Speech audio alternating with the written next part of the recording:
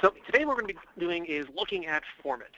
So Autodesk has a new web-based tool called FormIt, typically called FormIt 360. You might have actually heard it referred to as FormIt Pro as well.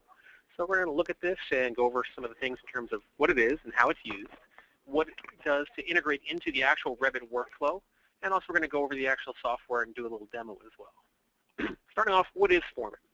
Well, FormIt is Autodesk's new conceptual design tool. Now, it's not trying to replace anything that you already have in terms of not being able to use AutoCAD or Revit. But what they're enabling you to do is do early design analysis and actually have something that's really a part of the BIM workflow, but more enabled for anybody. So what you can actually see here is somebody using an iPad. So one of the nice things about this is that if you have people that like to design, but they don't know Revit, or they want to be able to do something in front of a client or from a train or anywhere, they don't want to have to open up a laptop, this enables them to work how they want, almost anywhere they want. So the idea of FormIt is that it's a very easy-to-use tool. It's cloud-based. It's accessible from just about anywhere.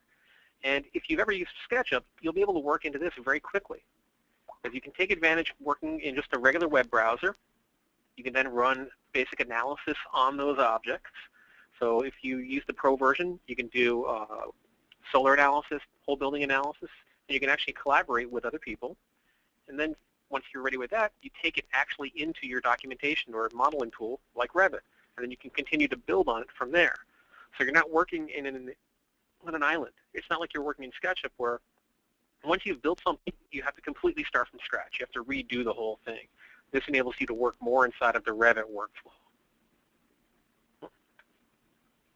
Now, one of the really cool things that they've been doing with FormIt is having a workflow that's not just taking it from what you've done in FormIt and bringing it into Revit, but understanding that you probably have stuff that you want to work with in FormIt.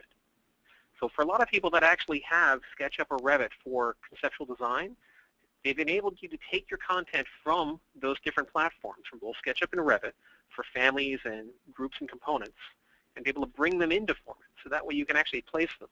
So if you have specific things for doors, for trees, for street furniture, for people, entourage, I can bring those into FormIt and actually place those just like I would in the original offer. And then once I've actually worked on my design in FormIt, I can then easily take that and bring that directly into Revit. So in some respects, you can look at this as a workflow of taking SketchUp content and creating actual Revit content from that. Because you actually can tell it what kind of a category of family or geometry you want it to be, and then work off of that.